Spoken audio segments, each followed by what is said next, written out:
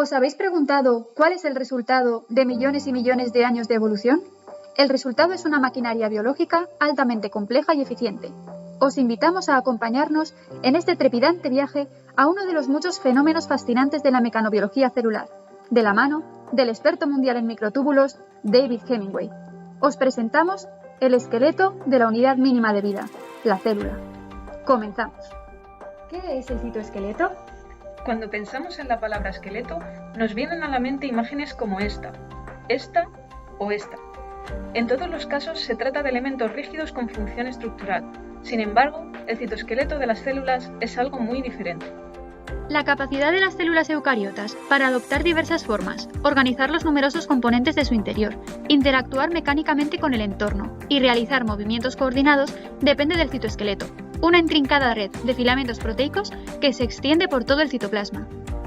Sin embargo, a diferencia de nuestro propio esqueleto óseo, el citoesqueleto es una estructura muy dinámica que se reorganiza continuamente, a medida que la célula cambia de forma, se divide y responde a su entorno.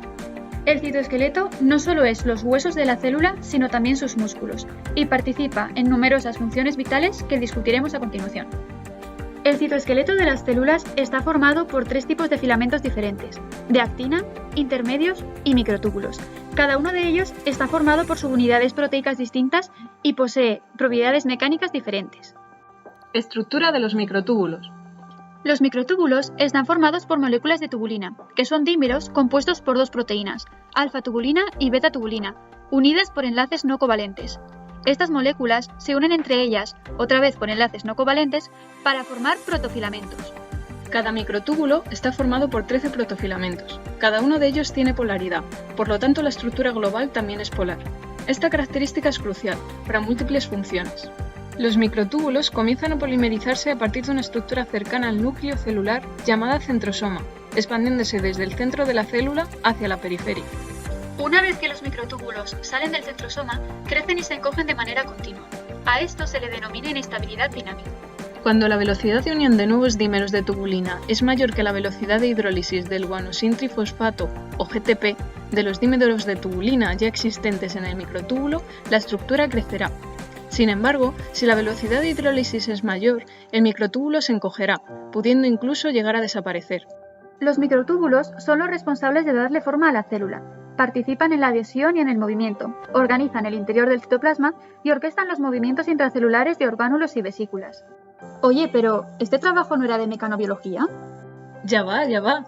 De los tres filamentos proteicos mencionados anteriormente, los microtúbulos son los que mayor rigidez tienen. Son los más fuertes y los que mantienen la forma celular, especialmente en morfologías muy extendidas. Además, necesitan mantener esta rigidez mientras otras partículas viajan a lo largo de ellos, y ser lo suficientemente firmes como para soportar las fuerzas que ejercen las fibras de actina durante el movimiento celular o los reajustes del citoesqueleto. En relación con esta propiedad, se define la longitud de persistencia. Formalmente se define como la longitud sobre las que las correlaciones con la dirección tangente es muy pequeña. Bueno, para que nos entendamos, es un parámetro que aumenta con la rigidez y mide cuál es la flexibilidad del filamento dependiendo de su longitud. Pero para explicar esto de forma más visual y sencilla, conectamos en directo con el Congreso Mundial de Microtúbulos y con el experto David Hemingway. El señor Hemingway comenta que en el caso de los microtúbulos la longitud de persistencia es muy elevada, de en torno a 5 milímetros. De hecho, un único microtúbulo puede llegar a alcanzar la longitud de una célula animal sin romperse y servir como carretera para el transporte de proteínas. ¿Veis? Con esta longitud se mantiene firme y estable.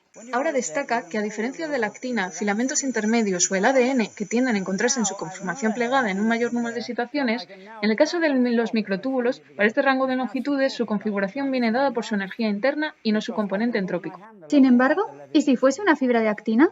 Como su longitud de persistencia es mucho menor, al ser tan larga, nada, pasa a la conformación enrollada. Muchísimas gracias, señor Hemingway. Cortamos conexión. ¿Y cómo es el transporte a través de los microtúbulos?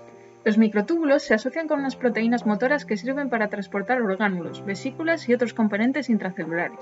Las quinesinas se mueven del centrosoma a la periferia celular, mientras que las dianinas mueven los orgánulos en sentido opuesto.